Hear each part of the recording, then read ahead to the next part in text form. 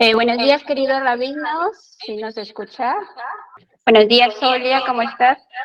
Muy buenos días, ¿cómo están?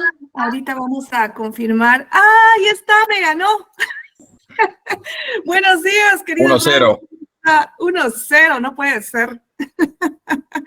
Buenos días, querido Rab. Ya estamos todos listos. Muchas gracias a las comunidades que estamos integradas de Argentina, de Brasil, de Bolivia, de Colombia, de Chile, de Ecuador, de México, de República Dominicana, de El Salvador, de Costa Rica, latinos en América del Norte, en Europa. Muchísimas gracias por la conexión. Hoy vamos a hacer la parte número 3 de nuestra nivel básico de la Cábala, así que, querido Rab, le cedemos la palabra. Muchas gracias. Bueno, espera un segundo. Tengo que cerrar la puerta porque si no, no se va a escuchar. Ok. Bueno, aquí en el sur ya estamos con los chulitos del frío. Me imagino que en el norte les está llegando ya el solcito caliente. Así que vamos intercambiando climas. Bueno, ¿cómo están todos? Muy bien, muy bien. Ok. Bueno, los que van entrando en el camino. Bienvenidos sean a todos. Primero, buen día, buenas tardes a todos. Vamos a dar la tercera parte de la Kabbalah, la tercera y última por ahora, sobre temas que tienen que ver con la Kabbalah y en nuestra vida particular y cotidiana. Pero antes de eso quiero aclarar un tema. Últimamente, bendito sea Dios, tenemos bastante gente en todos lados, en comunidades que están interesados y prácticamente lo hicieron, hacer lo que se llama declaración frente a un tribunal rabínico. Y hay cierto tipo de personas que dudan sobre, primero dudan si hace falta, primera duda. Después dudan si nosotros estamos mintiéndoles a ustedes, que le contamos cuentos que no existen. Y 3, dudan dudan que nosotros manipulamos a ustedes y les estamos como haciendo una especie de truco para engañarlos. Hoy a la noche, si Dios quiere, va a salir un artículo que yo escribí, va a salir por las redes a contestarle a esa persona que nos está calumniando. Quiero que esté bien claro, nosotros no manipulamos a nadie, a nada. Primero, porque está prohibido por Dios. Segundo, porque no es así. Nunca hicimos una especie de tratado o truco que nosotros les engañamos a algo. Nada que ver. Nosotros tampoco ganamos nada en su declaración. No recibimos un centavo de ninguno de ustedes. Seguro que quiere donar, bienvenidos sean, pero nosotros no recibimos absolutamente nada. No pedimos absolutamente nada. Pedimos justamente su atención. Les ofrecemos algo que es nuestras clases, nuestro tiempo, nuestra pequeña sabiduría, lo que Dios nos dio. Pero seguro que no vamos a soportar blasfemaciones de gente, por eso estamos pensando en como segunda parte de nuestra aclaración, de que llevarlo a una especie de juicio para formalizar el tema, para terminar el asunto, porque la gente está hablando estupideces y está, si por un lado dice, me olvido, no lo contesto, no, pero tengo que contestarlo porque no es mi respeto como David Shalem, sino es el respeto de la institución Brit Olam y no lo voy a perdonar. Es decir, no estoy autorizado para perdonar. Es una ofensa también para nosotros, también para ustedes que nos escuchan. Porque yo soy un mentiroso, ustedes que son estúpidos que escuchan a un mentiroso.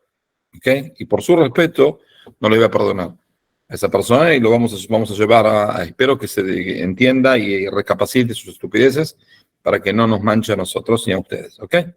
Bueno, después de esta aclaración, vamos a empezar a estudiar 3 cosas que tienen que ver. Es decir, la Kabbalah primero no se dice Kabbalah, sino se dice Kabbalah. Vamos a empezar. Pero bueno, para empezar, si no, ¿cómo van a hacer? Después de esta clase van a ser grandes cabalistas, se imaginan diciendo la Kabbalah. No, la Kabbalah, primero. Segundo, quiero hablar de temas específicos que la Kabbalah, ¿qué es lo que podemos llevar a nuestro comportamiento de la sabiduría de la Kabbalah? Ustedes saben que el mundo es un mundo un poco complicado. en el mundo este que nosotros vivimos, hay situaciones buenas, placenteras, alegres, y hay situaciones horroríficas, sufridas, que nos causan sufrimiento. Hay bien y el mal. Este es el mundo. En el asunto del bien y el mal, la persona, el ser humano, desde el principio de la historia, se complicó con el tema. Porque si hay un solo Dios que hace el bien, es decir, si hay cosas buenas y cosas malas, si hay un solo Dios, tengo que empezar a explicar por qué el mismo Dios de vez en cuando hace el bien y de vez en cuando nos hace el mal. Es decir, por eso de vez en cuando nos da placeres y de vez en cuando nos da sufrimientos. Ahora, para explicar eso, el mundo, hay ciertas teorías antiguas de idolatría y demás. Empezaron a decir, bueno, hay una especie de dualidad en Dios. Está el Dios del bien y el Dios del mal. Es decir, la idolatría es la respuesta de los seres humanos a la situación complicada que tiene el mundo. Si la imposibilidad de la persona de poder entender cómo un solo Dios puede hacer el bien, puede hacer el mal, solucionamos el asunto.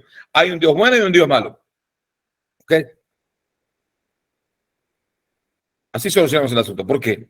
Porque una persona dice así: yo veo a mi hijo morir, dice el tipo. Un niño se murió. Me duele, porque es mi hijo. Y mi hijo no se merece morir. No se portó mal. Es decir, no era gran cosa, ese hijo. Pero malo tampoco era. Era un niño. Entonces, ¿por qué Dios nos mató? Solucionemos el asunto. El Dios del mal lo mató. Entonces, el Dios quedó bueno, inmaculado, que nunca me hace el mal, pero el Dios del mal me hace sí el mal. Entonces, ¿cómo? Esa es la primera conclusión. Segunda conclusión: si el Dios del mal puede hacer algo que Dios del bien no quiere, quiere decir que están en el mismo nivel. ¿Entendido? Es decir, si el Dios del bien hubiera querido salvar a mi hijo, lo salvaba, pero acá no pudo salvarlo. Él se enfermó y yo le recé y hacía y con el tótem dando vuelta y nada. Al final se murió el nene. ¿Y qué hacemos? Entonces debe ser de que el Dios del mal tiene la misma fuerza que el Dios del bien. Es decir, está todo equilibrado en este mundo. Si está equilibrado en este mundo, quiere decir de que yo como persona quiero hacer el bien, quiero tener conexión con el Dios del bien, pero por otro lado, no quiero enfadar al Dios del mal. Entonces hay que darle algo al Dios del mal. Un regalito de vez en cuando. ¿Qué le puedo dar? Y no sé qué le puedo dar. Algún sacrificio, algún cabrito. Uno de mis hijos. Le doy uno de mis hijos, me salvo a los demás. ¿Ok? Y así, por lo menos, como le entregué ya a uno de mis hijos, a los demás van a vivir, ¿no? Digo, ¿no? Conclusión estúpida, pero esa es la conclusión. Si primera conclusión, que hay un Dios del bien y un Dios del mal. Segunda conclusión, que están al mismo nivel. Tercera conclusión, que hay que arreglarse con los dioses. Con los dos dioses, con el Dios del bien y el Dios del mal. El Dios del bien yo sé lo que quiere, que me comparte bien, que sea un buen tipo, que sea una persona que haga piedad con la gente. Y el Dios del mal, ¿qué quiere? Y que haga el mal, que haga algún daño, no sé, digo, ¿no? Y eso es lo que hago. Hago una ofrenda, hago algo, ¿ok? Está bien. Ahora, en esa situación de bien y mal, que dijimos que es el principio de la idolatría, la Kabbalah ahí, es decir, el judaísmo en general, también se preguntó esa pregunta. Si la pregunta, ¿por qué hay gente buena que sufre? Es la pregunta que ya aparece en la Biblia, en el libro el libro de Jeremías, una pregunta muy difícil, que ya el mismo Jeremías le preguntó a Dios: Madúa derech rashaim tzeleja, ¿por qué el camino de los perversos siempre tiene éxito? ¿O tiene éxito? Si son perversos. Esa es la pregunta también de todo el libro de Job. Job o Job, son 33 capítulos muy difíciles de entender. Es decir, no es difícil de entender, es muy difícil de profundizar. El tema abarca todo el libro de Job es esa pregunta. Yo soy una persona buena, fui una persona buena, no me merecí este sufrimiento. Dios me mandó este sufrimiento. No quiero que me responda. ¿Qué es lo que hice? Ahora, teóricamente, una persona lee ese libro y la respuesta más natural que es, ¿cómo vas a cuestionar a Dios? ¿Quién eres tú para que cuestiones a Dios?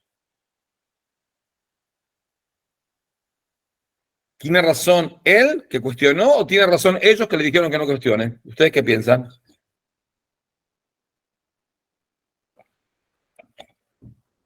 ¿Me escuchan o se durmieron todos? Bueno, la naturaleza humana es cuestionar, ¿no? Somos programados para poner en duda todo. Sí, el asunto es si está bien cuestionar o decir, bueno, es todo de Dios y Dios le debe mandado por algo y tiene sus razones y bueno, y como no vas a entender, tú ni preguntes. Está bien cuestionar. Bueno, entonces el asunto es el siguiente. Vinieron los primeros 3 amigos de Job, que lo querían y lo amaban y lo vieron sufrir, el sufrimiento hay que entender. El mismo día se murieron todos los hijos, todas las hijas, todo su capital enorme que tenía, todo se voló.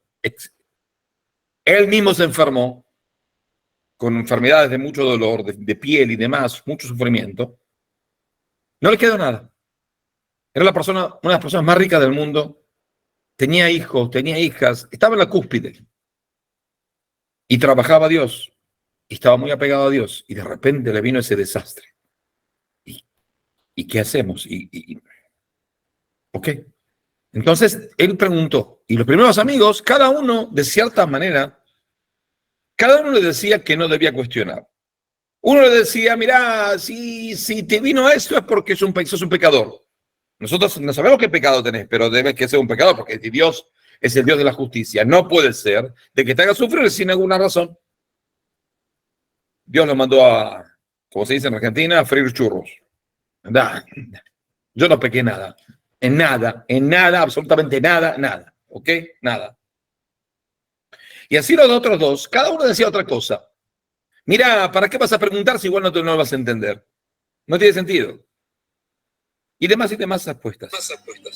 Dios, Job les contestó a todos y todos le volvieron a preguntar y le volvió a contestar. Cada uno es muy interesante. La verdad el libro de Job es muy, muy profundo. Es el libro de filosofía de la Biblia. El libro. Habla de un solo tema, pero habla de todos los temas juntos. De la presencia de Dios, del trato con Dios y demás. Después vino el cuarto amigo. El cuarto amigo habló un poco mejor. Igual, no le contestó nada. Y Job emperrado de que Dios tiene que explicarle. Yo reclamo que Dios acá me dé la cuenta. Y de repente Dios se la reveló a todos. A Job y a los amigos. ¿Y qué es lo que le dice? Le dice a los primeros 3, mire, ustedes tienen pena de muerte. ¿Por qué? Que los dibarten Najona Cabdillo. No hablaron bien, no hablaron de manera correcta como mi esclavo Job. Job me cuestionó con palabras muy duras del dolor que tenía. Pero él habló bien. ¿Qué significa habló bien? Habló de manera realista. Él se merece una respuesta. Y ustedes que dijeron, no, a Dios se no se lo cuestiona, ¿cómo se cuestiona a Dios? Si bueno vas a entender, que esto, que lo otro. Eso es un desvergonzado. Dios le dijo, no, él tiene razón, ustedes no tienen razón. Más todavía, tienen pena de muerte. Entonces, pídanle a Job que les rece por ustedes para que no los mate. Porque si no, lo va a tener que matar. Y después Dios le habló a Job. En el último capítulo y medio. Ahora, en ese capítulo y medio, si ustedes se fijan bien, ¿Dios le contestó a Job su cuestión? No. ¿Dios le contestó alguna de las preguntas de Job? No. ¿Y para qué entonces? Se reveló y ¿qué le dijo? Le dijo, yo estoy acá. Significa yo estoy acá. Y yo estaba totalmente frustrado porque dicen, al no entender, yo pienso que es una cosa natural. Y la naturaleza es cruel porque de repente viene un maremoto y se mueren medio millón de personas y digo, bueno, bueno, es así, ¿no? Entonces Dios le dijo, no, soy yo. Ah, si es usted, yo ahí me consuelo. Es decir, la consolación de Dios no fue porque le dieron la respuesta. No le dieron la respuesta. Dios no le dio ninguna respuesta. Dios le dijo, mira, el manejo del mundo es un poco complicado. Tú no estuviste cuando yo creé el mundo. Pero estoy acá, ¿eh? Yo estoy en incógnito, pero estoy acá. Está todo manejado. Y ahí Dios se consoló. Y Dios le devolvió todo lo que tenía. Y le dio hijos, y le dio 3 hijas, que son dice la Biblia, no había más lindas que las hijas de Dios. Y vivió 4 generaciones más. Es decir, vivió, yo qué sé, 300 años. Y demás, y demás, y demás. Pero ¿cuál es el asunto? El asunto es que cuando uno se encuentra con algo malo, tiene un problema. Tiene un problema porque Dios no debe ser así. Dios no me debe hacer el mal. Es decir, si me lo merezco, me lo merezco. ¿Ok? Pero si no me lo merezco, ¿por qué me hace así? ¿Por qué tengo que sufrir?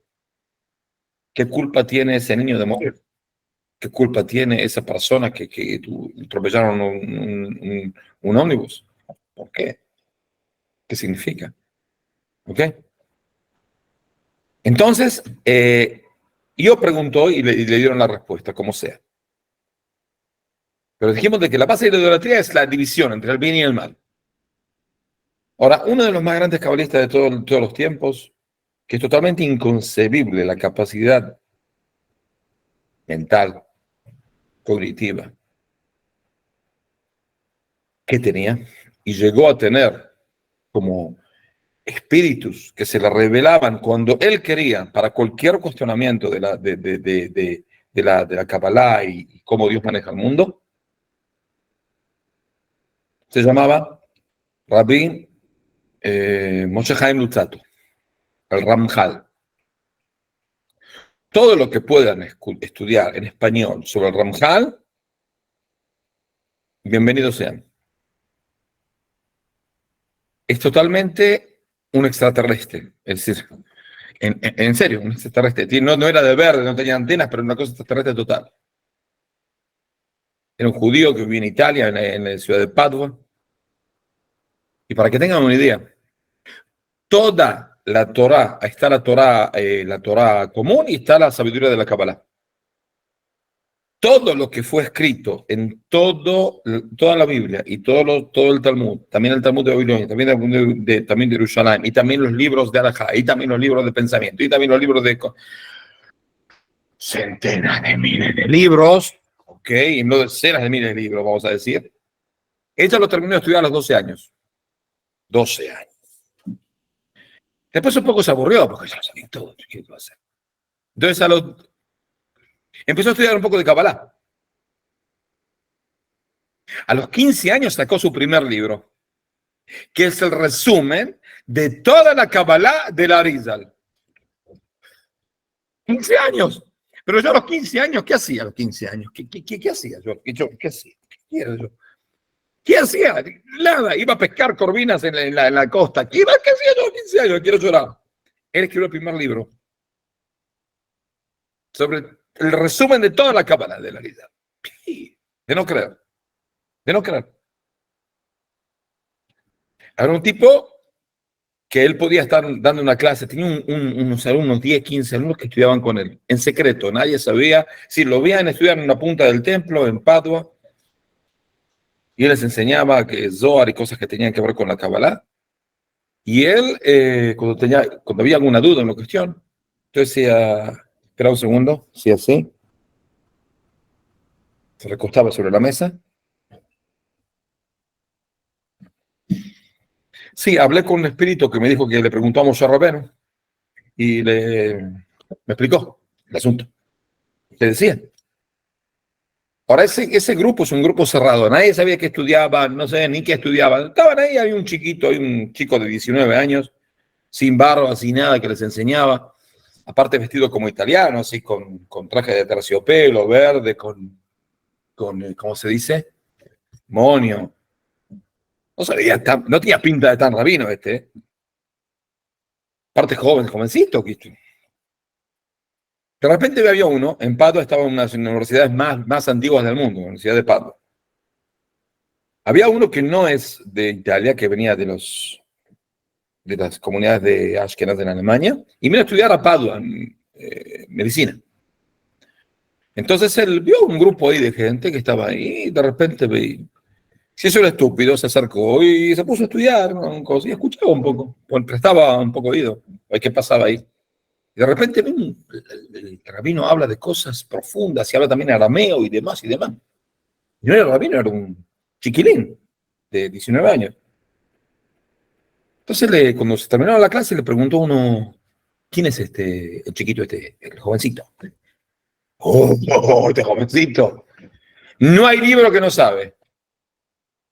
¿Y qué es lo que hace cuando hace cosas así con la mano? Se cuesta así en la mesa. Él le pregunta a Rabbi Shimon Bar Yochai. Sube hasta arriba, le pregunta y vuelve. ¿Qué? Entonces enseguida mandó una carta a su rabino y dice, mira, rabino, una cosa de no creer. Hay un chico de 19 años, no casado, no nada, da clases sobre cosas muy profundas. Me mostraron un librito que lo escribió cuando tenía 15 años, que toda la cábala luriánica puede ser. Es increíble, ¿eh? Escribió a reventar. Ay, ni bien escribió esa carta, tuvo una vida de perros hasta que se murió, más o menos. Lo persiguieron en todos lados del mundo. ¿Por qué? Porque estamos en la época después de alguna gente que se pensó Mashiach y demás que hizo daños terribles. Entonces ya un montón de rabinos salieron en contra de él, aunque no se lo merecía, cuando era más grande que todos los rabinos juntos. ¿Ok? Yo mismo tuve la estupidez y el honor, la gran estupidez y el honor de sentarme en la silla de él. Sí, yo soy un estúpido total, sí, es increíble. ¿Cómo fue? Muy simple. Él durante 9 años tuvo que vivir a Ámsterdam para que no lo vuelvan loco.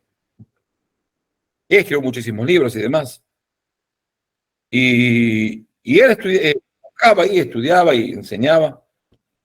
Ahora, en Ámsterdam está uno de los más grandes templos del mundo, el templo portugués de Ámsterdam. Una cosa enorme. Una de 600, 700 sillas. No hay electricidad, es decir, cuando abran el templo ponen velas, 700 velas, una cosa que no se puede creer.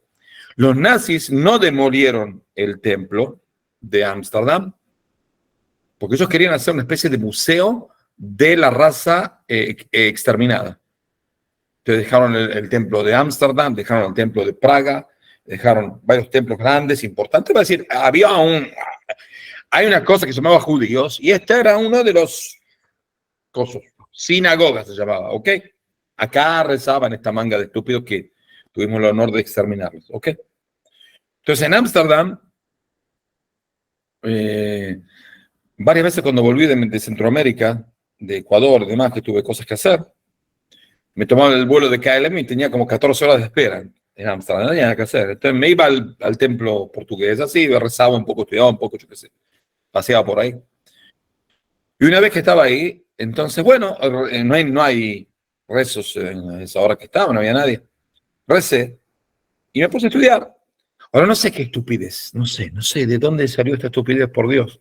Es un templo enorme, hay que ver, es una cosa de 600 sillas, una cosa no creo. Había un lugar que estaba cerrado con una valla, una cuerda así.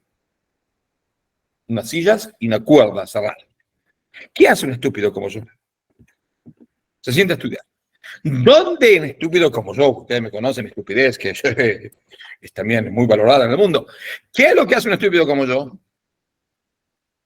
Estaba diciendo salmos, estaba con el libro que iba a estudiar, ¿y qué hice? Abrí la soga, pasé al otro lado, cerré la soga y me senté en una silla a estudiar.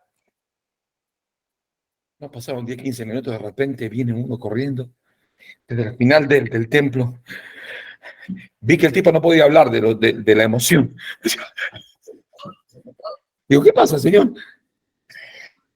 Esta es la silla del Ramjal. Usted está sentado en la silla del Ramjal. Les juro les juro que casi, primero me petrifiqué. Segundo, me puse tan, Emocionada.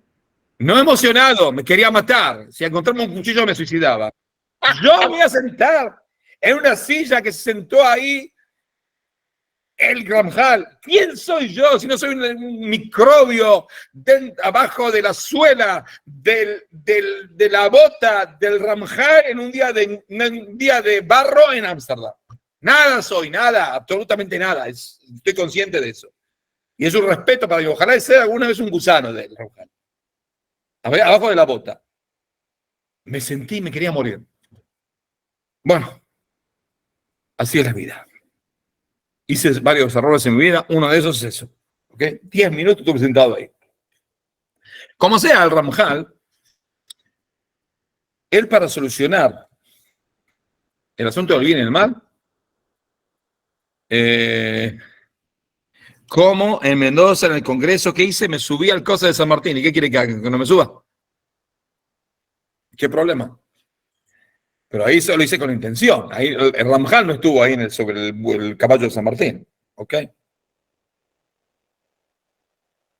Él para solucionar la cuestión esa de que cómo puede ser de que gente buena sufre y gente perversa tiene éxito, no siempre, pero de vez en cuando. Es decir, en toda la Biblia, en la primera parte de la Biblia, la Torá misma, hasta los primeros 5 libros, todo lo que está escrito es así. Haces el bien, recibís el bien. Haces el mal, recibís castigo. Muy simple. Vienen los profetas después y dicen, no, mira, la verdad no funciona tanto. Hay gente que hace el bien y sufre. Y hay gente que hace el mal y le va bastante bien, en la vida.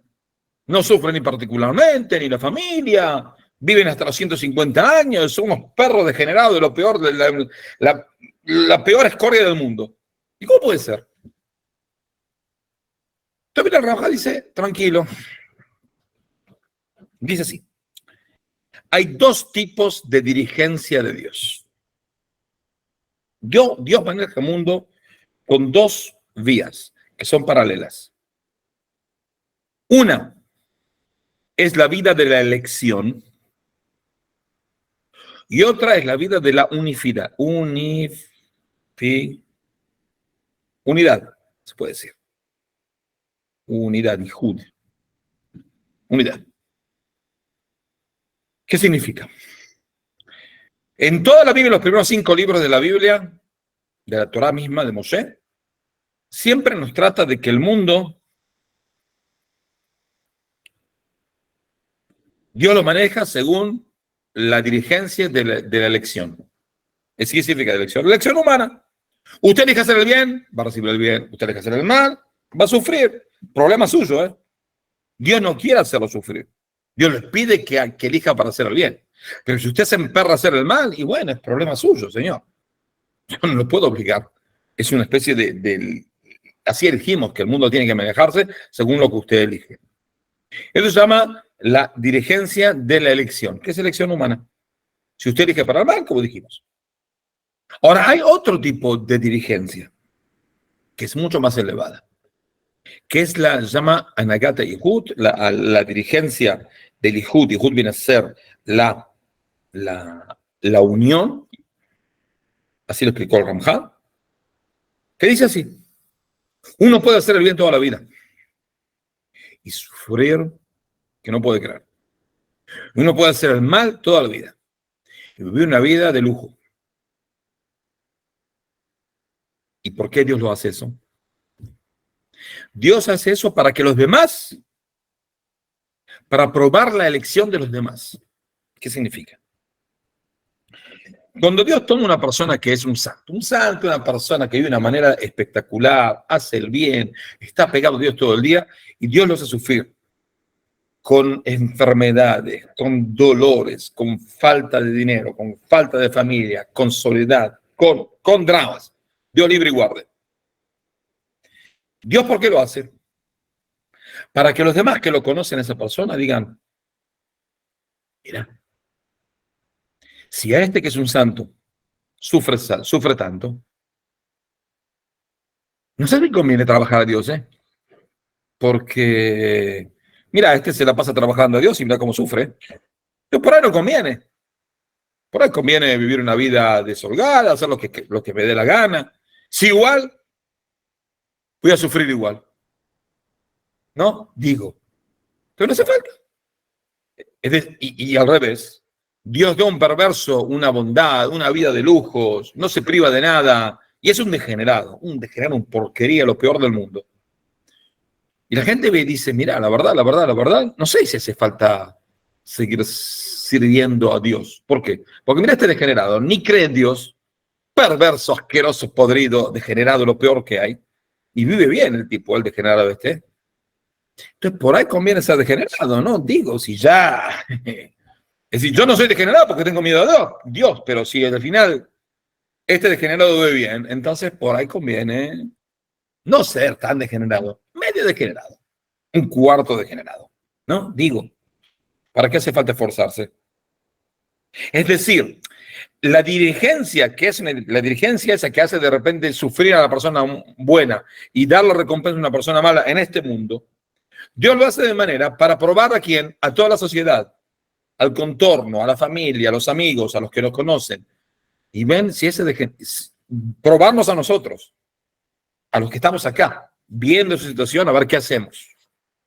¿Qué se puede hacer? ¿Ok?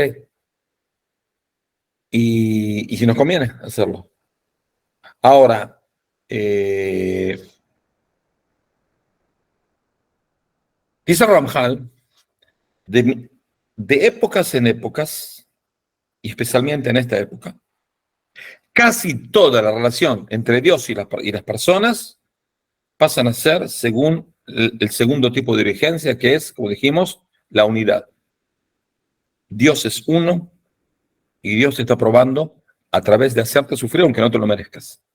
Y después Dios te va a hacer recompensa en el mundo venidero, en recompensa en tu familia que va a quedar y demás. Dios no se le queda debiendo nada a nadie. Pero acá, por ahí vas a sufrir aunque no te lo merezcas.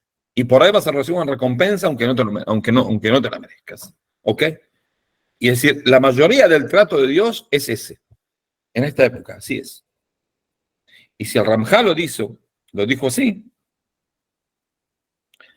la justicia es en esta vida. No siempre. Hay gente que recibe justicia en el mundo venidero. Nosotros no queremos ver la justicia acá, ¿eh? Nosotros acá somos muy realistas, no porque no creemos en el mundo venidero, pero a mí no nadie fue y volvió, ¿eh? Yo acá. Muy simple. Pero lo hago acá porque, por Dios. Hay un gran comandante del ejército, una vez un guerrillero que abrió fuego contra gente que salía de rezar en la tumba de los otros patriarcas en Hebrón. Mató como a 12 personas inocentes, y el ejército está por ahí. Mató a 2 soldados, todo un lío. Uno de los comandantes, el comandante de toda la zona, corrió hasta el guerrillero e intentó enfrentarse con él, lo mató al guerrillero y el guerrillero lo mató a él. Ahora ese comandante es un comandante muy importante, estamos hablando del comandante de 5.000 soldados, ¿eh? No es un capitanito, es un oficial muy importante. Pero acá en Israel es así, el que va al frente primero es más alto uno es, más va al frente. Acá no existe, vaya, adelante muchachos, no existe adelante. Siempre el dicho es atrás mío. El oficial tiene que ser atrás mío, por eso el porcentaje de oficiales de Israel muertos en batalla es mucho más alto que cualquier ejército del mundo, porque el oficial es el primero que entra. No entran nosotros, entra el oficial. Entonces él se enfrentó, murió y mató en el encargado del coso. Como sea, la esposa de él, tenía 6 hijos, recibió la noticia de que el esposo murió. Y ni bien le contaron, era la noche de Shabbat, ni bien le contaron. Yo hablé con la persona que le contó a la esposa, fue del ejército urgente a decirle a la esposa que su esposo cayó en batalla, en un atentado. ¿Cuáles fueron las primeras palabras de ella? Guay, qué profanación del nombre divino. ¿Por qué? Porque el esposo era un santo. Un tipo entregado total a la tierra, a la familia, a los soldados, a todo. Un tipo excepcional. Entonces dijo la esposa, el que más se complicó la vida ahora, ¿saben quién es? No soy yo que me voy a quedar viuda con 6 hijos. Es Dios. ¿Cómo vamos a hacer para explicar eso? Sí. Y eso es lo que dice el Ramjar, el tipo de determinación de que Dios hace algo y lo hace para probarnos a nosotros los que nos quedamos y seguimos trabajándolo o no. ¿Ok? Ese es el asunto. Ahora, y así solucionamos de cierta manera la pregunta por qué gente buena sufre y por qué gente perversa gana. Eso es una cosa que puede llevar de Kabbalah a nuestros días, a nuestra práctica. Otra cosa que quiero hablar es el asunto, está explicado en una de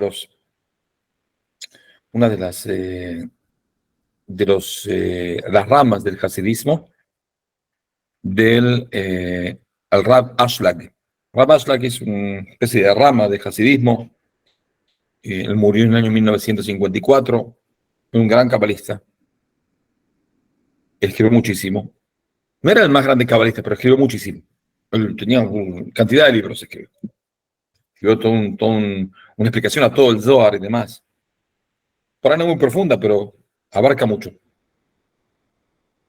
Él dijo de que está dar y está recibir.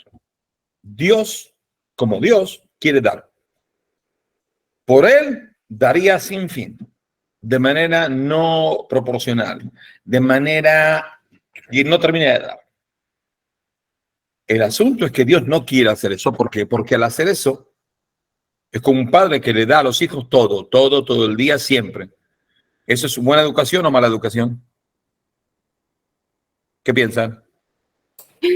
Hay un dicho que dice, hay que enseñarles a pescar, no darles el pescado. Sí, no, pero aparte, uno puede enseñarle a pescar todo el día, es decir, darle el bien todo el día, mimar a los hijos, tenerlos ahí abrazados sin mover. ¿Salen hijos o salen estúpidos? No, groseros. No, Estúpidos, salen débiles. egoístas, lo peor que hay. Entonces Dios lo mismo, no puede darnos. Él por él daba, pero no, para nuestro bien no nos da todo. ¿Ok? Si hay una pregunta, puede preguntar acá. No se considera blasfemia decir que todas las dificultades es injusto. No se considera blasfemia el decir que no entendí la pregunta. La que preguntó. Hay una pregunta aquí, dice, cuando usted hablaba del sufrimiento.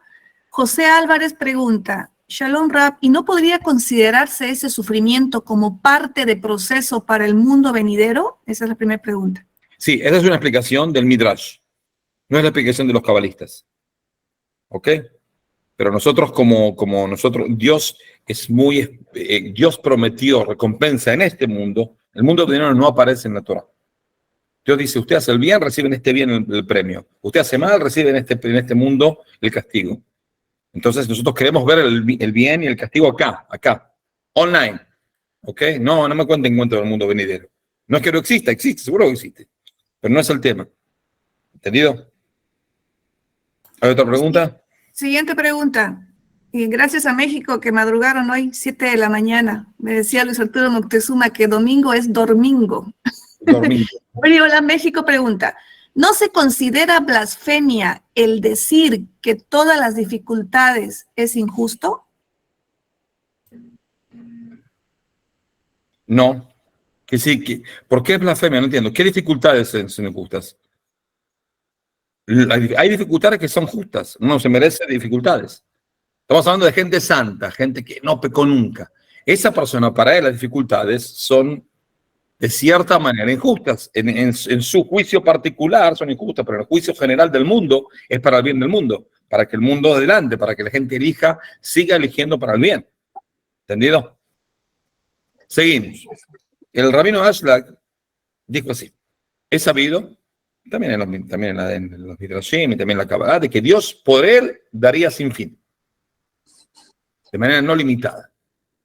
El problemita es que no es bueno para la persona recibir el bien, la benevolencia divina todo el día, siempre, sin nada que ver con sus acciones. Esto está el recibir y está el dar. Está la recepción y está el dar. ¿Ok? Ahora, Rabino, una pregunta. sí, He venido escuchando esto.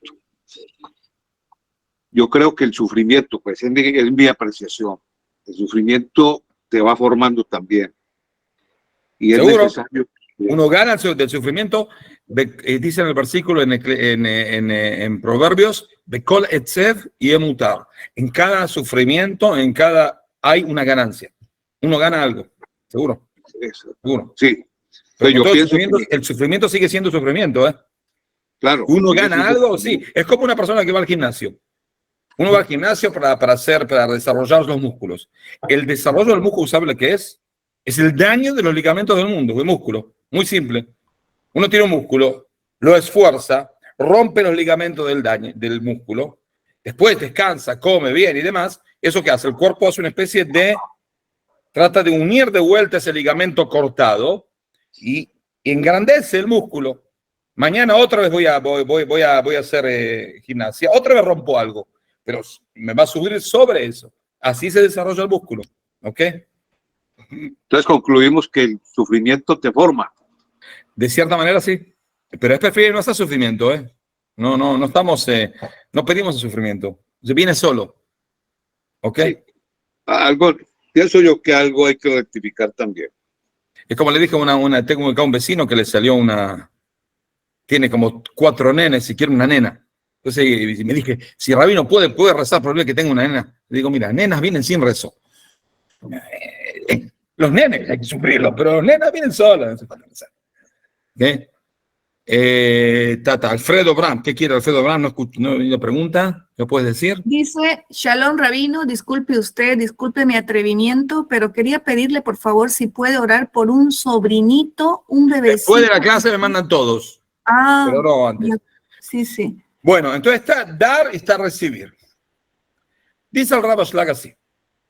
Hay 4 tipos de comportamiento entre dar y recibir.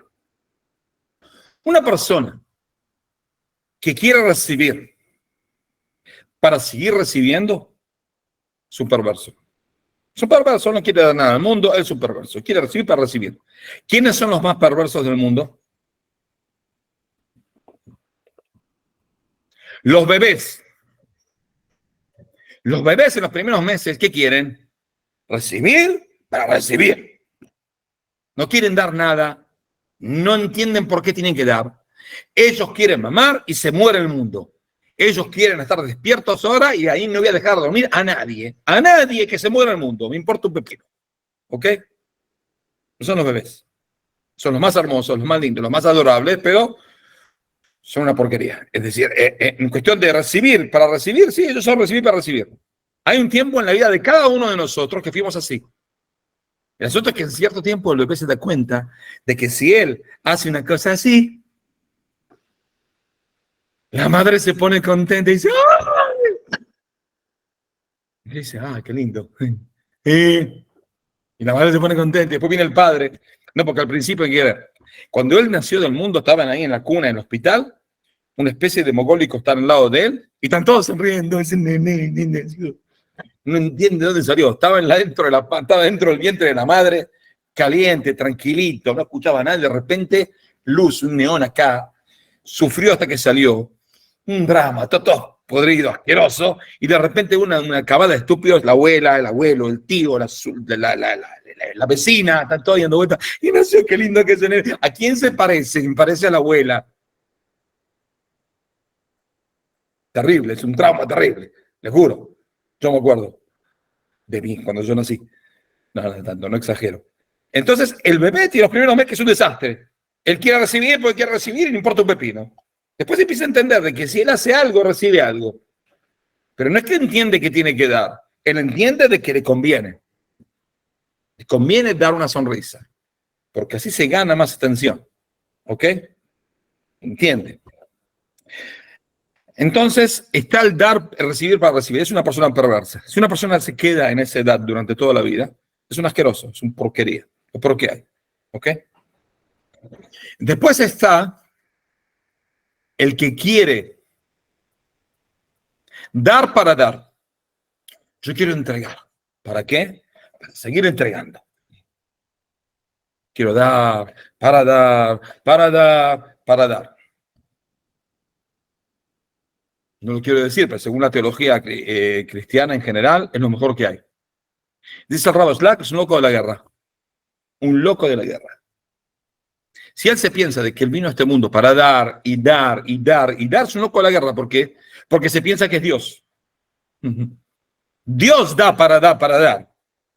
Usted no es Dios, señor. Usted tiene materia, usted están todos locos. ¿Ok? Usted no es Dios. Usted es un loco de la guerra. Vaya a un manicomio, trátese una pastillita de vez en cuando, una copita de algo, por ahí le arregla el asunto. ¿Ok? Hay quien dice, yo quiero dar para recibir. Yo quiero dar para recibir. Ese es un degenerado. No es un perverso.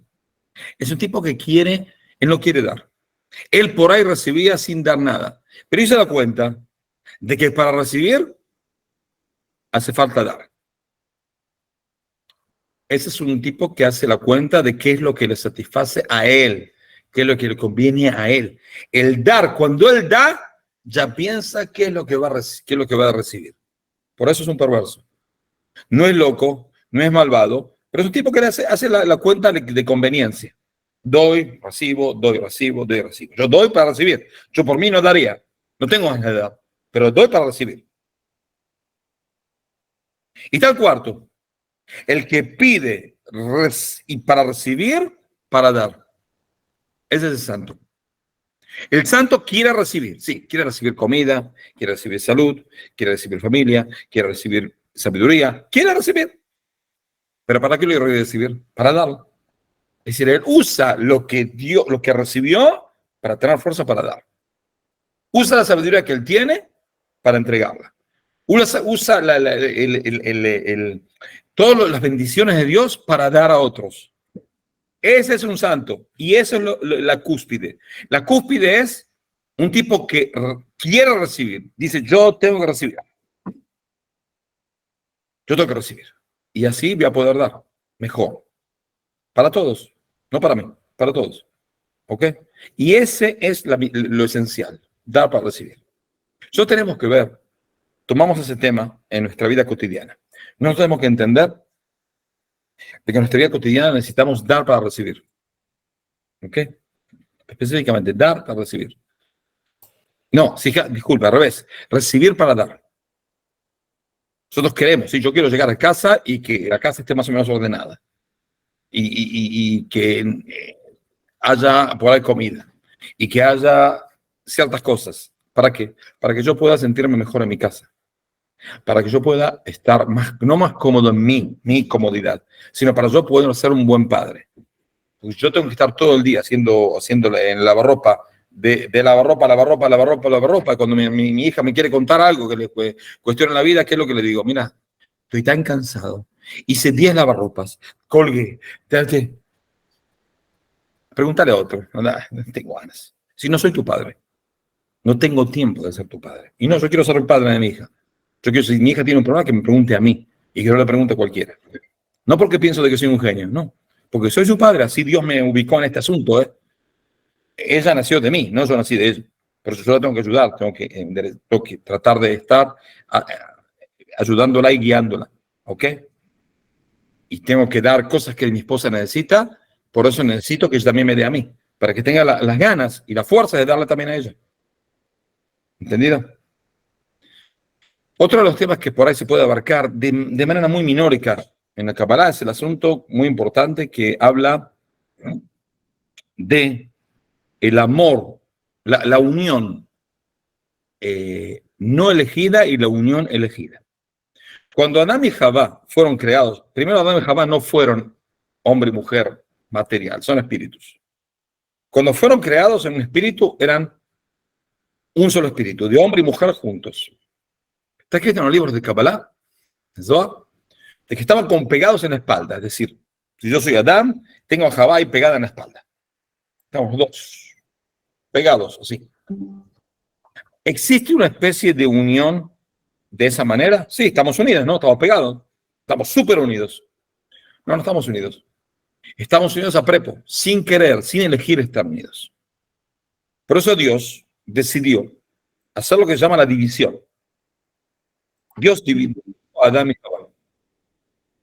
Cuando se dividieron, pudieron enfrentarse y pudieron elegirse mutuamente.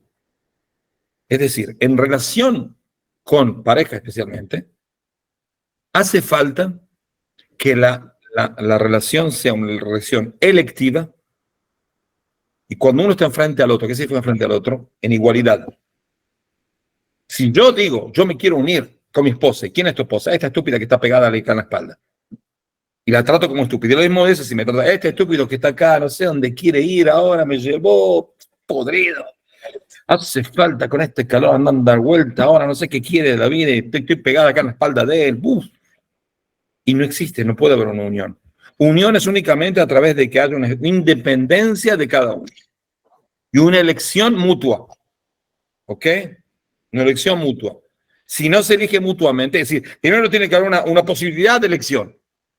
Por eso se falta una independencia, cada uno separado. Después se falta una elección. Y la elección tiene que ser únicamente cuando son iguales. ¿Qué significa iguales? No iguales en cuerpo, iguales en espíritu. Es decir, hay un hombre y una mujer. El respeto mutuo y el entendimiento de que la otra persona no soy yo. No. Por eso no la puedo obligar a hacer algo que no quiera. La puedo convencer, la puedo volver loca. Y yo cuando me siento en la cabeza de la persona, vuelvo loco como quiera, les juro. En serio. Pero igual trato de convencerla. ¿Por qué? Porque es la persona que yo elegí para vivir mi vida. ¿Ok? Es decir, y eso es parte de la Kabbalah, es decir, la elección, lo hacemos todo el día, no nada más en pareja, en todo. Cualquier relación con el prójimo tiene que estar basada en independencia. La independencia provoca a la persona la posibilidad de poder vivir de manera electiva y que haga bien a todos, a los dos. Ese es el tercer tema que por ahí se podía abarcar, que tiene que ver con la influencia de la Kabbalah a nuestra vida, a toda la vida. ¿Ok? ¿A preguntas? Sí, tenemos aquí a Alfredo Brasdefer. Dice, Job, ¿pecó para recibir ese sufrimiento o fue para probar a los demás? Para probar a los demás. No Ya. pecó, él nunca pecó. Dios mismo dice, en el principio, le dice a Satán que no más a raíz de Iob, ven cómo viste a Iob, no hay como él en ningún lado del mundo, en el mundo. No pecó, él no pecó. Brenda Ahora, para dice entender el asunto de Job, yo una vez lo expliqué, cuando tenía que hablar, estaba en Brasil. Me pidieron que dé una clase en una escuela judía en Brasil. Estaba en un seminario, no sé qué. Entonces, tenía que explicar del holocausto. Ahora, yo pasé y empecé a hablar de Job. Entonces, lo primero que hice, pasaba por ahí, y el primero que fui le pegué, sí, en el hombro a un chico. Todos los jóvenes se miraban. Seguí pasando, seguí explicando. Entonces pasé otra vez por este chico que le pegué en el hombro y le pegué ya más fuerte. O sea, se quedó el brasilero, se quedó medio outside. La tercera, este le sacó el hombro. Le pegó un tortazo acá, casi le sacó el hombro. Ahí saltó, dice, ¿qué está haciendo usted? ¿Por qué me pega? Dice, esto es Job. Y esto es el holocausto. Es decir, si a Job se le moría un niño, entonces venían los amigos y decían, bueno, y así es Dios lo llevó, y hay que consolarse, y esto y lo otro, y el tipo todo llorando, y bueno, se consuela. Después se le muere otro hijo. Y siempre pasa todo este asunto. Un año entre hijo y hijo, y bueno, y sufre, y así es la vida. Y se le murieron todas las vacas, y bueno, hay una peste, ¿qué va a hacer? Entonces uno se va consolando. Entonces nunca va a preguntar a Dios. Entonces, ¿qué es lo que hizo Dios? Yo quiero que me preguntes. Quiero que me mires. Quiero que me cuestiones. Tú no me cuestionaste nunca. Como dijo Maimónides, nunca me cuestionaste nada. Nunca profundizaste. Te voy a dar un tortazo que te vas a tener que despertar. Lo mismo que el holocausto.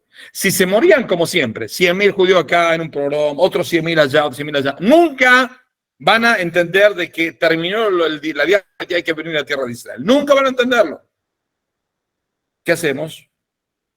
Lamentablemente, Van a tener que morir 6,5 millones de judíos, incluido 1,5 millones de niños de menos de 10 años. Inconcebible. Y van a tener que preguntarse, padre, les va a doler tanto que van a tener que preguntarse, ¿qué carajo estamos haciendo acá?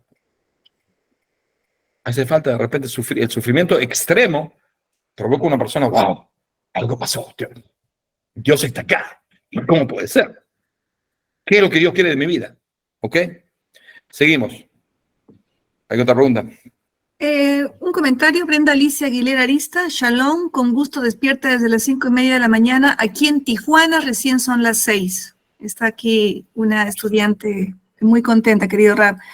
Luego, comentarios, Roda Rodrigo, el egoísmo, la semilla de todo mal. De cierta manera tiene razón. Sí. Es una mala semilla, es una mala hierba. Y el egoísmo, que es querer recibir para querer recibir. No para dar nada. No piensa en nadie, piensa únicamente en él mismo. Como dijimos, son los bebés. ¿Ok? Es decir, si uno se queda como bebé a los 50 años, es preferible pegarle un tiro para que no sufra el mundo. ¿Ok? Pero en cierta edad está bien. Él tiene que creer, tiene que crecer, el cuerpo necesita crecer, tiene que duplicar su peso en 2 meses. Y bueno, va a tener que amamantar y que se muera el mundo y él va a comer y ya está. Importa un pepino. Así Dios creó el mundo. Sí. Juan Marcos Santibáñez, mi abuela decía eso, ja, ja, ja, son una porquería, ja, ja, ja. Él decía que son una porquería. La gente que sí. Sí, sí. Bueno, yo hice un comentario que ahorita hay mucha confusión, sobre todo los noágidas, cuando llegamos de las anteriores religiones de idolatría, tenemos la programación de que el voluntario tiene que hacer todo gratis y recibir todo gratis. Y justo usted hablaba que eso está dentro de la soberbia. Quería que amplíe un poquito este tema, querido Rab, porque todavía hay confusión. Es más o menos el entendimiento erróneo, parte del entendimiento erróneo cristiano que se abarcó en todo el occidente, pero es una mentira. ¿Por qué es una mentira? Primero, porque es una mentira, y segundo, porque cuando yo le digo a una persona, usted el bien, para hacer el bien, para hacerle bien, para hacerle bien, en cierto momento, por ahí no como persona particular, pero la sociedad se revela y pasa al otro extremo. Es decir, si uno quiere ver la crueldad enorme de la gente, de la sociedad, que es la consecuencia extrema de la otra extremidad, de hacer el bien porque hay que hacer el bien, hay que hacer el bien, hay que hacer el bien, hay que hacer el bien. Y uno tiene que dar y dar y dar, y al final una persona se pudre y la sociedad se pudre y ¿sabes qué? ¡Pum! Al otro lado. Es decir, el otro lado es la respuesta para enderezar al mundo de la erroneidad de ese tipo de vida. Es decir, la religión que más habló del amor al prójimo, que es el cristianismo, fue la religión que más mató a gente por ese amor al prójimo, ¿eh? En América, en Europa, en todos lados del mundo. De tanto amor que tenían, exterminaron a pueblos enteros. Entonces, si ese es el amor, la verdad, no sé, me parece un poco exagerado. No ame tanto, ¿no? De tanto amor, mata gente. ¿Okay? Entonces, tranquilícense, ame menos y extermine menos. ¿Okay? Pregunta, Tommy Salgueiro de Briolán, Bolivia. ¿Puedes activar tu cámara, Tommy? Sí. No, tu audio, conecta tu audio, por favor, desde La Paz, Bolivia. Perdón, Rab, buen día, estoy un poco resfriado, estoy así un poco en cama. Quería preguntarle, esta parte del sufrimiento, bueno, en la vida no todo es sufrimiento, ni todo es alegría, ni es felicidad. Entonces, hace un rato me ponía a pensar y decía, estas personas que hacen todo el tiempo el mal, también se les devuelve en algún momento el mal. Seguro. Nosotros queremos ver cómo Dios le contesta con mal. Seguro, nosotros no estamos contentos. Quiero que sufran, sí, pero quiero que sufran no para que ellos sufran, me importa un pepino que sufran, para que la elección no sea tan difícil para nosotros. Porque yo era una persona perversa que está viviendo de lujo y se la pasa muy bien y vive hasta los 150 años y tiene 145 años y se corre el maratón y nada de acá, no sé dónde. Me pongo nervioso. Entonces, imagina, si yo me pongo nervioso, Dios, ¿cómo se va a poner? Mucho más nervioso. ¿Por qué? Pero lo hace a propósito. Porque quiere probarme a mí. Si yo hago el bien. Porque puedo tirar todo y decir, ¿sabes qué? Ya no conviene. pero quiero ver el castigo en este mundo. Por eso si uno puede castigar al otro en este mundo, es mejor. Por eso está la ley. La ley castiga en este mundo. La ley nunca uno va a juicio y dice, ¿sabes qué? Nosotros lo condenamos a muerte. Pero a muerte en el mundo venidero. No, usted condena a muerte acá y condena a cárcel acá. No deje que trabajo para hacer a Dios. Dios tiene suficiente trabajo y no necesita usted para juzgado. Usted juzga acá, castiga acá, da premios acá. ¿Ok? ¿Entendido? Muchas Yo gracias. entiendo que tiene una clase ahora, ¿no? Hay una clase distinta. Por eso No, en media hora, Rab, tenemos hay más preguntas. Dey Feni Díaz, buenos días y buenas tardes para usted, Rabino. O sea, que debemos preguntar a Dios cuando nos... Un segundo. Sí. Bien, Deifeni Díaz pregunta, buenos días y buenas tardes para usted, Rabino, o sea, que debemos preguntar a Dios cuando nos sucede alguna situación, sea enfermedades o pérdidas económicas, etcétera. Puede preguntarle a Dios, pero es más preferible que haga su reflexión, autorreflexión a sí mismo, qué es lo que puede cambiar y cómo puede tratar de enfrentar la situación que él tiene. Es decir, no empezar a buscar cuál es la quinta pata al gato y por qué pasó y empezar a averiguar demasiado. Puede averiguar de cierta manera, por lo general uno se da cuenta enseguida de cuál fue la falta y por qué habló de más. Pero sí, uno tiene que tratar de primero recapacitar y después ver que no le pase. Es decir, si yo cruzo la calle y la cruzo cuando no tengo que cruzarla y tengo un accidente, Dios libre, una persona que tiene un accidente y tuvo un accidente porque cruzó mal la calle, entonces puede decir, ¿por qué Dios? Y porque eso es un estúpido, porque hay un semáforo en rojo y tú pasaste. No hace falta buscar ahora por qué de manera espiritual. Cuídese, Señor. La próxima vez que cruces la calle, fíjate en el semáforo si podés cruzar o no podés cruzar. ¿Ok? Sin empezar a buscar teorías complicadas. Seguro que hay mucha gente que cruza el semáforo y no le pasa nada, pero a mí me pasó. Entonces trata de buscar, ¿ok?, cómo hacer las cosas bien. ¿Entendido? Gracias. Como una persona que fuma 3 paquetes de cigarros por día, se baja 2 litros de ginebra y 1 litro de coñac todos los días y come porquería, junk food de lo peor, de lo peor, de lo peor. Esos milanesas americanas asquerosas, cosas de aceite, desastre, y tiene un ataque cardíaco. ¿Y usted quién quiere culpar? ¿Y cómo metió a Dios acá? ¿Qué tiene que ver Dios con las estupideces que usted hace en su vida material? Y mira un poco mejor. Por ahí, ¿no? Se salva, ¿no? Digo. Sí. Urema, activa tu cámara, nombre y apellido y en qué ciudad estás. Y la pregunta, por favor. Urema. Perdón, Urema y después Linduras. Urema, ¿estás ahí? ¿Puedes activar tu cámara, por favor? Bueno, hasta que se conecte Urema, pasamos con Linduras. Emma, por favor, ¿qué ciudad estás? Activa tu micrófono. Buen día. Buen día, Rabino. Mi pregunta es sobre los perversos, vamos a decir. ¿Hasta qué punto una persona puede ser perversa y arrepentirse y, bueno, que Dios lo perdone, lo restaure? ¿Cuál es el punto? Primero nosotros no podemos, esto muy simplemente, nosotros no damos órdenes a Dios. Primero. Segundo, Dios perdona. ¿Cómo hace para perdonar? Es bastante complicado, porque hay gente que es tan perversa que el pecado es imperdonable. Por ejemplo, el rey Menashe, él pecó, era un idólatra total, un desastre, y de repente en cierta parte de la vida se dio vuelta. Y retornó a Dios y trabajó a Dios. Pero dice que el primer exilio que pasó 150 años después, pasó por él, por los pecados de él.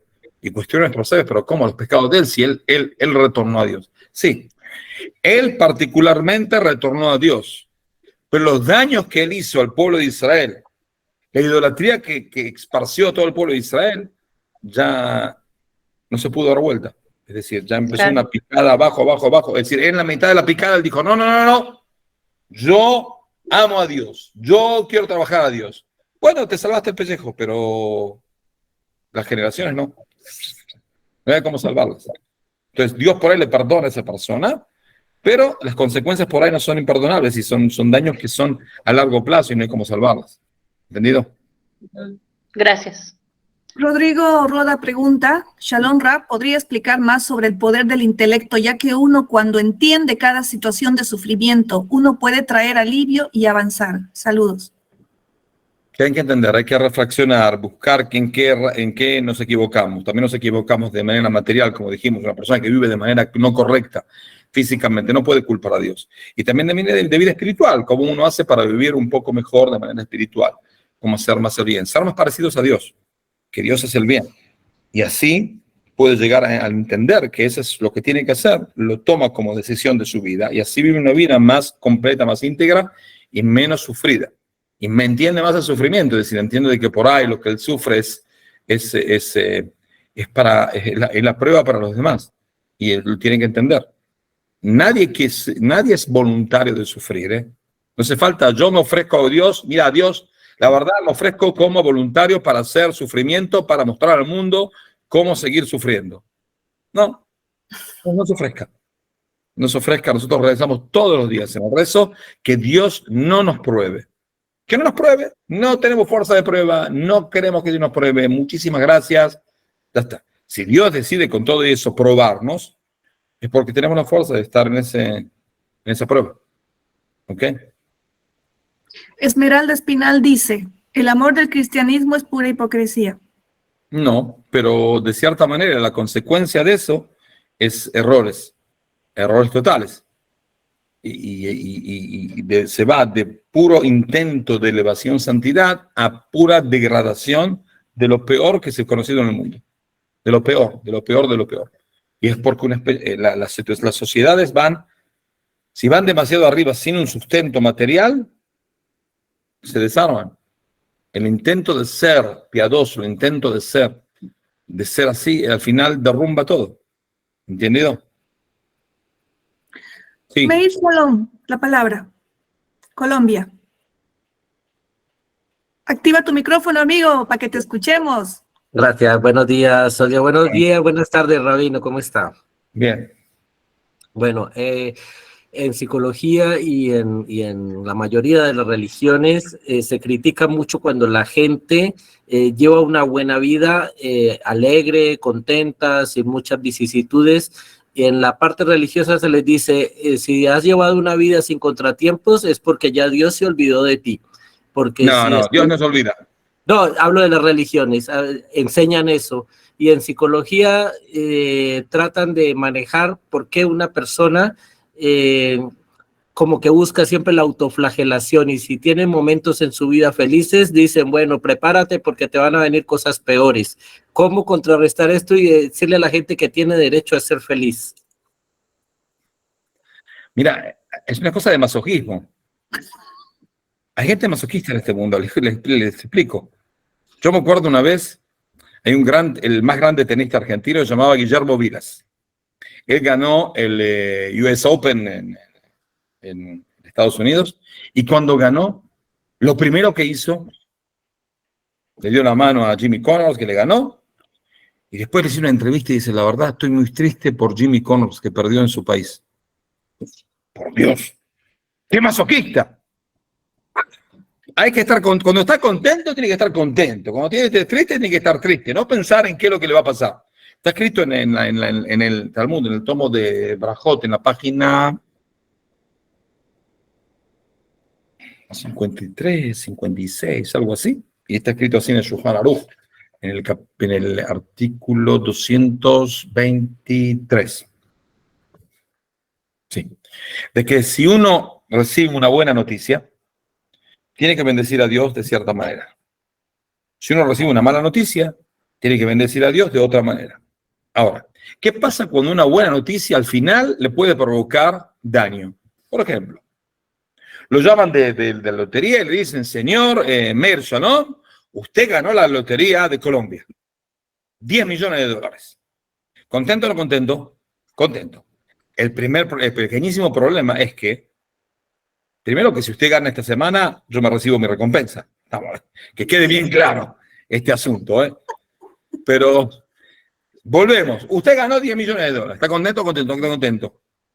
Ahora, ¿qué pasa si usted sabe y sabe seguro que si la gente llega a saber que usted ganó 10 millones de dólares, le van a chupar la sangre, no lo van a dejar vivir, todo el vecindario le va a pedir préstamos, lo van a volver loco, le van a hacer mal ojo a su auto que se va a comprar, va a tener problemas con el motor, se va a quedar ensartado en la mitad de la jungla de Colombia, ya está, lo van a volver loco.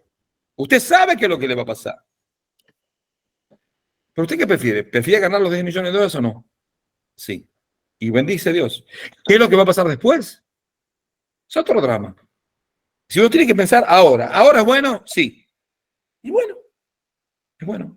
Encontró un tesoro, sí, encontró un tesoro, pero se despierta así. El banco, la policía, los impuestos de Colombia, los vecinos, la suegra, su hermano que dice que le debe plata, su exnovia que usted le ha hecho casamiento, todo. Hace la fila, ya este mail se enganchó, ahora le chupamos la sangre. ¿Ok? Entonces, ¿qué hacemos? ¿Devuelve el dinero? No. Ese dinero, bendiga a Dios y después vemos qué hacemos. Si lo que es bueno ahora, lo que es malo ahora. No hay que pensar en qué es lo que va a pasar después. Si usted piensa todo el día en qué es lo que va a pasar después y por eso se amarga o se pone contento, y bueno, es un problema. ¿Entendido? Bien, vamos a alternar una del texto y otra en persona. Pasamos aquí al texto. Rosario Ciancas dice: buenos días, Rabino. El Rav Shalom Arush en su libro dice que los sufrimientos no existen y que todo es para bien. ¿Cómo podemos entender lo que dice en su libro En el Jardín de la Fe? No es que no existen, pero al final es todo parte de la sabiduría divina. Como es parte de la sabiduría divina, está este mundo y el mundo venidero, entonces todo al final, la cuenta final es para bien. Pero en este mundo, cuando pasa algo que me duele, tengo que llorar, tengo que patalear, tengo que sufrir, la bendición es distinta, porque es un sufrimiento, objetivamente es un sufrimiento. Que no es que no existe. Nosotros sabemos de que la cuenta la hace Dios. Entonces estamos ahí, es como que Dios se le presentó a Job, no le dijo nada, pero le dijo, yo estoy acá. Está bajo control todo el asunto. Entonces ahí se calmó y ahí se le solucionó el asunto. Yo pensaba que era una suerte. Y ahí me di cuenta de que estabas tú. Ahí tengo confianza. No hay problema. ¿Ok? Y ese es el asunto lo que quiere decir. Pienso. ¿Okay? Juan Manuel Chaparro, por favor, active su cámara. Micrófono. Buenos días, Rap. Buenos días. Rap, una pregunta. Digamos, o sea, yo siempre he estado con esta incógnita, ¿no? Que te escuchamos. Uno se esfuerza, pero no tiene como esa recompensa de ese esfuerzo, de trabajar duro, que la recompensa de trabajo duro no siempre quiere decir que uno va a triunfar. Y lo mismo, hay gente que nace en cuna de oro y no se nunca se esforzó y lo tuvieron todo. Entonces a veces eso le parece uno, o parecería injusto, me parecía injusto. Sí, pero hay cosas que tienen que ver también con sistemas de economía de países y de sociedades. Por ejemplo, para dar un ejemplo, hoy en día en Argentina, se vota en varias provincias. Las elecciones antepasadas, que están unos meses antes de las elecciones generales. Se vota a gobernadores. Uno de los gobernadores es un nazi total. En la mano derecha de él, el hijo secuestró hace 3 días, o hace una semana, a una mujer. La mataron, la descuartizaron y el cadáver se lo dieron a comer a cerdos que tiene ahí, que cría. Y está toda la Argentina convulsionada. ¿Y usted se piensa de que va a perder las elecciones? No, va a perder las elecciones. Va a ganar. Porque es un populista que da plata a la gente y compra puestos y compra esto, compra lo otro. Y un degenerado total. Entonces, esa gente que vive ahí y aceptó que ese asesino y ese cómplice de asesinato, que es un tipo corrupto de lo peor que existe, que este corrupto los gobierne, y debe ser que se lo merecen, se merecen sufrir, porque están buscando que este degenerado, si yo elijo a ese líder, si mi país, si mi provincia es este líder, quiere decir que no nada más somos estúpidos, somos también cómplices del asesinato. Cómplices de la inseguridad, cómplices de la corrupción. Somos parte de la corrupción. Entonces, no grite, no patalee, porque usted está buscando sufrir. ¿Ok? Por eso hay que cambiar las sociedades. No nada más cambiar nosotros, cambiar las sociedades que ustedes viven para que las sociedades sean mejores. Que gente buena esté como líder. ¿Quién fue el que dijo? Einstein. El hombre es el único animal que pone al más estúpido como líder. Si no todos los líderes son estúpidos, pero en todo el reino animal, ¿quién es el líder de la manada? El más fuerte, el más inteligente, el más atrevido, el más valiente, el más macho, hembra, quien sea, no importa, pero es el más. El hombre puede llegar a elegir de vez en cuando al más estúpido, el más corrupto y el más inepto que hay. Y eso es una cosa que es totalmente antinatural. Pero así es el hombre. ¿Entendido? Por eso no hace falta quejar, no se tiene que quejar a sí mismo de que cómo fue que este degenerado sea gobernador. ¿Entendido? ¿Alguna otra pregunta? Alfredo Bram, ¿emuná y uso de la razón van de la mano? ¿Seguro? No tiene que haber una especie de contradicción entre fe, que es emuná, y el uso de la razón. El judaísmo está basado que la emuná tiene que ser basada en el pensamiento y en la sabiduría. Como dice mismo Maimónides, en la primera ley de su monumental escrito, dice que hay que saber de que Dios es uno. Y hay que saber y entender, usar la cabeza para entender de que Dios es uno. Y eso es el precepto de la emuná, el precepto de la fe. La fe judía no es anti-entendimiento, no, es con entendimiento, únicamente. Lisette El que no puede entender y tiene un coeficiente de 0 a la izquierda y tiene que creer igual, Sí. Lisette Báez, República Dominicana, saludos. Muchas veces más es menos, ¿cierto?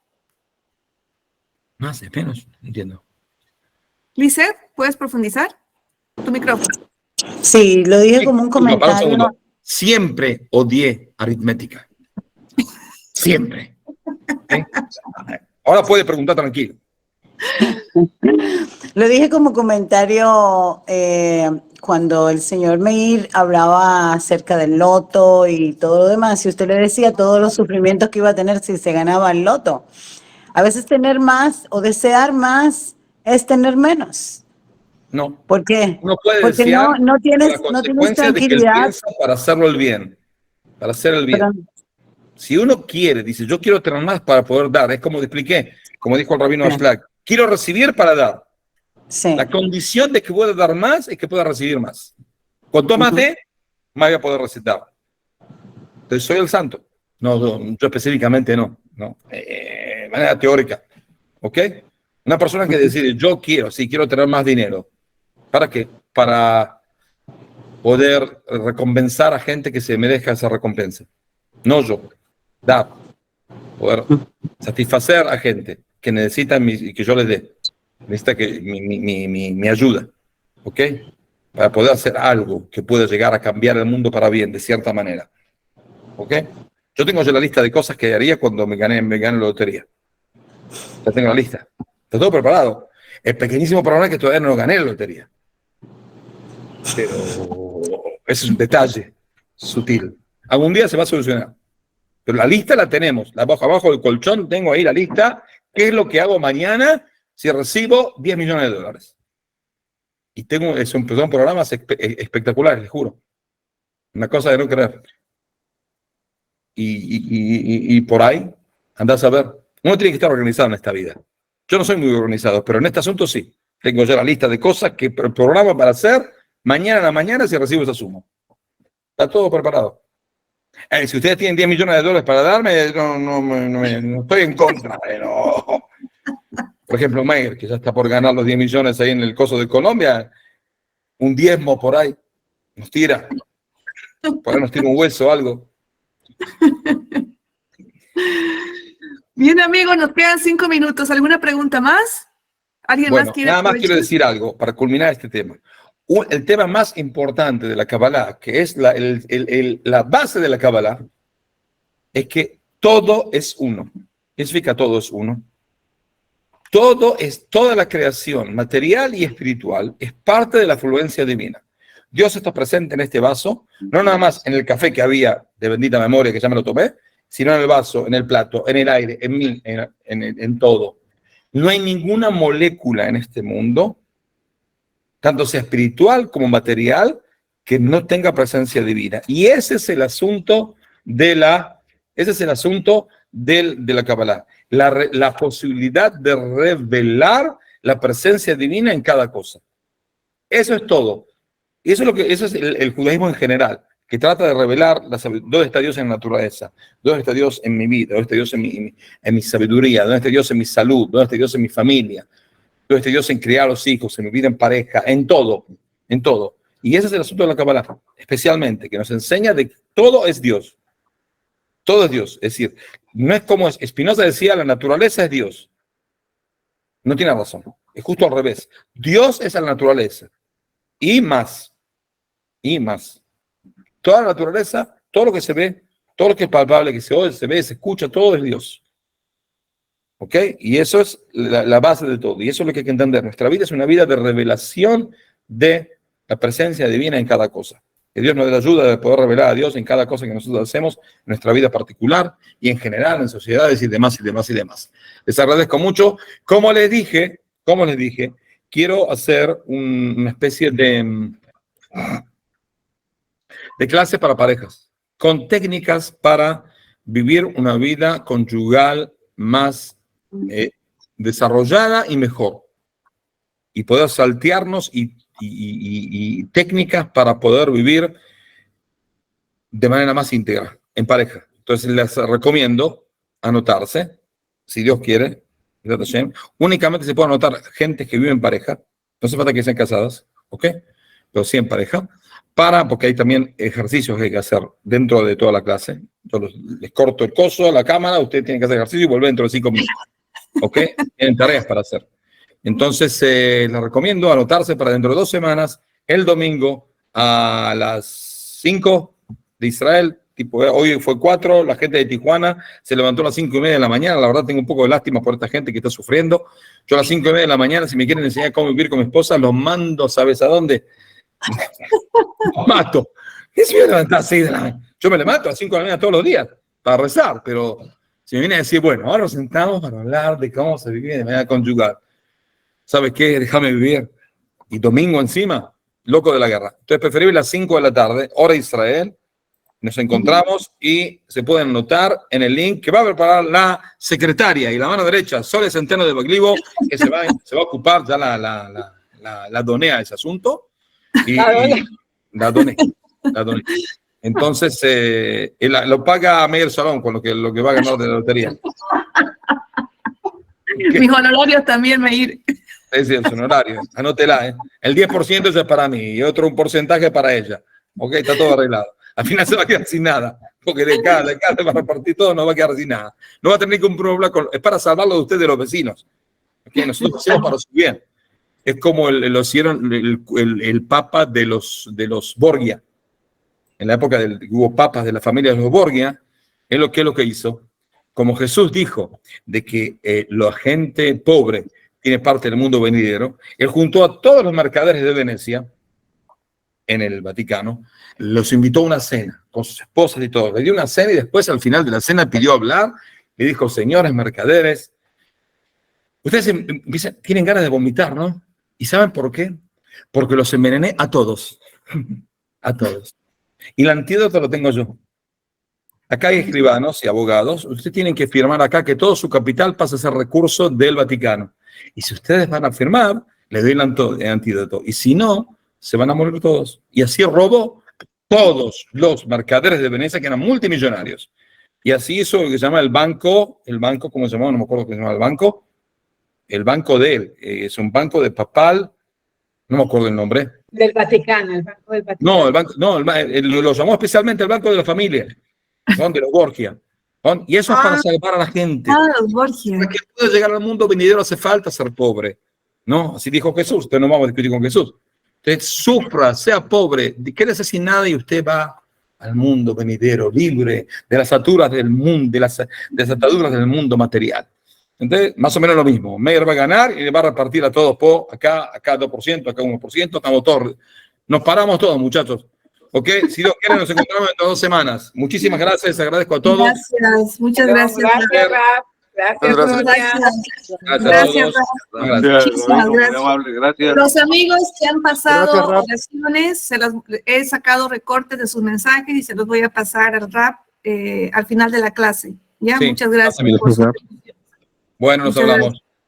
Hasta Listo, luego. querido Rap, le paso en privado. Gracias. Chao, chao. Muchas gracias, queridos amigos. Recuerden hablar con los directores de su plataforma. Las clases van a ser subidas a las plataformas de cada comunidad y cualquier pregunta, orientación o algo a través de sus directores, con mucho gusto canalizamos con el RAB y nos vemos en la siguiente clase. Muchas gracias. Hasta luego. Gracias. Gracias, Chao, gracias. chao. Gracias, Rosita. Gracias, Briola México. Gracias, Meir. Lo has transmitido por Radio Arca. Muchísimas gracias a todos. Y sus peticiones enseguida las paso, queridos amigos. El RAC con mucho gusto va a hacer las oraciones. Gracias. Chao, chao. Nos vamos a la siguiente Saludos clase para todos. Chao. con estudiantes universales. Ahí están nuestros amigos. Gracias, estudiantes universales, por el trabajo coordinado. Muchas gracias. Nos vemos con el RAP, Ariel.